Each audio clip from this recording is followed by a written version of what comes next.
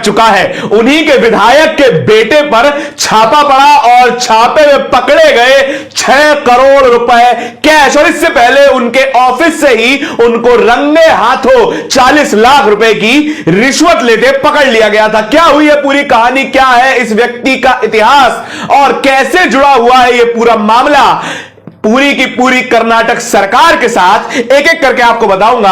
कर्नाटक से एक विधायक है, बीजेपी के विधायक है, नाम है के मंडल विरूपक्षप्पा। उनके सुपुत्र हैं वी प्रशांत मंडल। इन दोनों बाप बेटे की जोड़ी ने महज 2 दिन के भीतर पूरी कर्नाटक सरकार की नींद उड़ा दी है, क्योंकि इनके घरों से और ऑफिस से कुल मिला के 7 करोड़ 70 लाख रुपए सीज किए गए हैं लोकायुक्त पुलिस के द्वारा। क्यों सीज किए गए हैं? क्योंकि वो रंगे हाथों पकड़े गए थे, विधायक के बेटे रंगे हाथों पकड़े गए थे अपने ही पिताजी के ऑफिस में 40 लाख रुपए की रिश्वत लेते हुए। जिस व्यक्ति ने रिश्वत दी थी उसी व्यक्ति ने जाकर लोकायुक्त पुलिस में शिकायत दर्ज करवा दी कि मुझसे रिश्वत मांगी जा रही है, और मांगी जा रही थी 81 लाख रुपए की रिश्वत और केवल दी गई 40 लाख रुपए की रिश्वत, और उस रिश्वत को लेते हुए उनकी वीडियो रिकॉर्ड कर ली गई और वो वीडियो दे दी गई सबूत के रूप में लोकायुक्त पुलिस को, और लोकायुक्त पुलिस ने तुरंत मौके पर प्रशांत को धर दबोचा और उनके घर पहुंच गई। घर से मिले 6 करोड़ रुपए कैश, 6 करोड़ रुपए बीजेपी विधायक के घर से मिलते हैं और पूरी बीजेपी सरकार सन्नाटे में बैठी रहती है। असल में यह हो क्या रहा है? असल में यह सच साबित हो रहा है। बहुत पहले कर्नाटक ट्रेडर एसोसिएशन के चेयरमैन ने यह कहा था कि कर्नाटक की सरकार असल में 40% की सरकार है। कोई भी विधायक, कोई मंत्री, यहां तक कि सीएम भी बिना 40% कमीशन लिए कोई ऑर्डर पास नहीं करते हैं, कोई बिल पास नहीं करते हैं, कोई कॉन्ट्रैक्ट नहीं दिया जाता है जब तक 40% की कमीशन ना दे दी जाए। उसी कर्नाटक में भाजपा के एमएलए माडल विरूपक्षप्पा के लड़के प्रशांत माडल, जो एक्चुअली कर्नाटक एडमिनिस्ट्रेटिव सर्विसेज के अधिकारी हैं, वो 40 लाख की ब्राइब, 40 लाख की घूस लेते हुए रंगे हाथों पकड़े गए। और यह घूस ऐसी वैसी घूस नहीं थी, यह किसी फलाने ने ढिमकाने ने नहीं बताया था। इस घूस के बारे में टिप ऑफ देने वाले भी श्रेयस कश्यप थे, जिनका यह टेंडर था, जो टेंडर के थ्रू आ रहे थे। उनसे 81 लाख की डिमांड करी गई थी। यह शायद पहला इंस्टॉलमेंट आया था 40 लाख का। लेकिन बात 40 लाख पे नहीं टिकती है, क्योंकि पिछले 24 घंटे में एमएलए साहब के लड़के, उनके घर, उनके सहयोगियों के यहां से करीब 7 करोड़ 20 लाख रुपए बरामद किए जा चुके हैं अभी तक। यह छोटी मोटी रकम नहीं है। यह टेंडर को लेकर जो हेराफेरी होती है, जिसको पेसीएम सरकार कहा जाता है, यह उनकी असलियत है। और इस सरकार की असलियत बताना इसलिए जरूरी है क्योंकि हमने इनको 40% कमीशन वाली सरकार कहा तो इनको बड़ी आपत्ति हुई। लेकिन ये हमारे शब्द नहीं थे, ये कर्नाटक की कॉन्ट्रैक्टर एसोसिएशन, जो रिकॉग्नाइज संस्था है कर्नाटक सरकार की, उन्होंने लिखित में प्रधानमंत्री मोदी को यह लिखकर दिया है कि कर्नाटक के हर कॉन्ट्रैक्ट में 40% कमीशन देना पड़ता है। 2 लोगों ने आत्महत्या तक करी है तंग आकर, और आत्महत्या करने वालों में कांग्रेस के कार्यकर्ता नहीं थे। आपको याद होगा संतोष पाटिल जी का नाम, बड़े कमिटेड भाजपा के कार्यकर्ता थे। उन्होंने कुछ काम किया, उनसे भी 40% कमीशन वसूल किया गया। उन्होंने भी प्रधानमंत्री को चिट्ठी लिखी और अंततोगत्वा उन्होंने खुदकुशी कर ली। ईश्वरप्पा जो पीडब्ल्यूडी के मंत्री होते थे, उनको आनंद फानन में हटाया गया था, फिर इन्होंने ही क्लीन चिट देकर वापस ईश्वरप्पा जी को मंत्री बना दिया।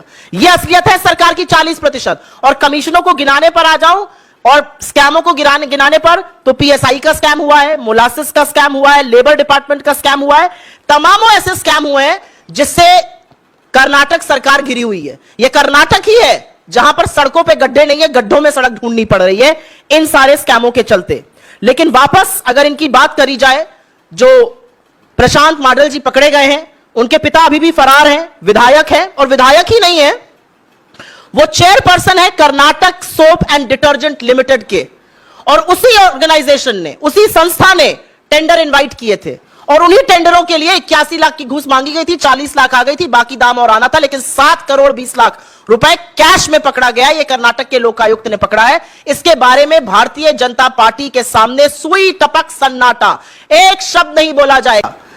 जो करप्शन की बड़ी बड़ी बातें करते हैं, ना अडानी का बोलते हैं, ना भ्रष्टाचार का ब बोलते हैं, एक शब्द आपको बीजेपी के कार्यकर्ताओं से, बीजेपी के नेताओं से, बददिमाग प्रवक्ताओं से, गृह मंत्री से, प्रधानमंत्री से नहीं सुनाई देगा। अब सुनने में आता है कि भाई येड्डी जी, जिनके खिलाफ तमाम भ्रष्टाचार के चार्जेस हैं, जिनका हाथ पकड़ के अब प्रधानमंत्री चल रहे हैं, वो अब कैंपेन कमेटी के भी चीफ बना दिए जाएंगे।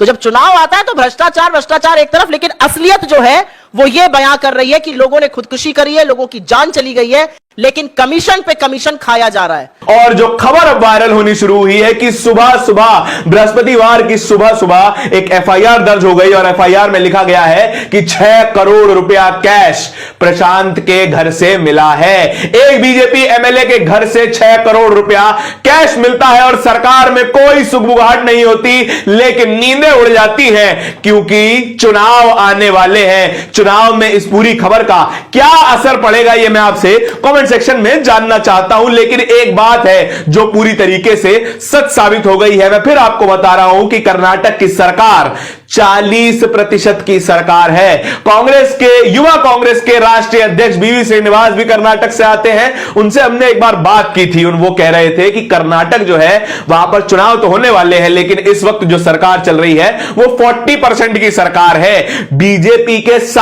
सारे विधायक ना तो सीएम की सुनते हैं ना ही पीएम की सुनते हैं केवल धन की सुनते हैं और 40% की कमीशन मांगते हैं। चाहे छोटे से छोटा काम हो, वो 40% कमीशन उनके अकाउंट में जब तक नहीं जाएगी, उनकी जेबों में जब तक नहीं जाएगी, ना ही एक बिल पास होगा, ना ही कोई कॉन्ट्रैक्ट किसी को दिया जाएगा। और उसका जीता जागता सबूत आज आपके सामने आ गया है। 6 करोड़ कैश बिल्कुल प्रत्यक्ष रूप से उन सारे आरोपों का सबूत दे रहा है कि ये 40% की सरकार चल रही है। इतना बड़ा करप्शन का चार्जेस लगते हैं सरकार के ऊपर और नरेंद्र मोदी कोई भी सवाल अपने विधायकों से, अपने ही पार्टी के सीएम से नहीं पूछते हैं और कहा जाता है कि हम तो ईमानदार लोग हैं, हम तो देश के लिए काम करते हैं। राष्ट्रवाद का चोगा ओढ़कर देश का पैसा लूटा जाता है और देश की जनता को पता भी नहीं चलता। असल में देश की जनता की भी इसमें थोड़ी बहुत गलती है, क्योंकि वे हमेशा उन लोगों को वोट देते हैं जिनका रिकॉर्ड हमेशा से खराब रहा है। क्या है इन साहब का रिकॉर्ड, आपको यह भी बता देता हूं। 2018 में इन्होंने चुनाव लड़ा था कर्नाटक की चन्नागिरी सीट से। उन्होंने एफिडेविट में बताया कि मेरी कुल संपत्ति 5.3 करोड़ है, उन्होंने ये एफिडेविट में बताया। और इससे पहले जब उन्होंने चुनाव लड़ा था तो उन्होंने बताया था कि मेरी कुल संपत्ति 1 करोड़ 70 लाख है। तो फिर 1 करोड़ 70 लाख से बढ़कर सीधा 5 करोड़ 30 लाख कैसे बढ़ गया, यह भी पूछा जाना चाहिए। जबकि पूरी संपत्ति 5 करोड़ 30 लाख है, तो फिर 6 करोड़ रुपया इनके पास से आया कहां, यह भी पूछा जाना चाहिए। आपके इस वीडियो के बारे में क्या विचार है, हमें कमेंट सेक्शन में बताइएगा जरूर।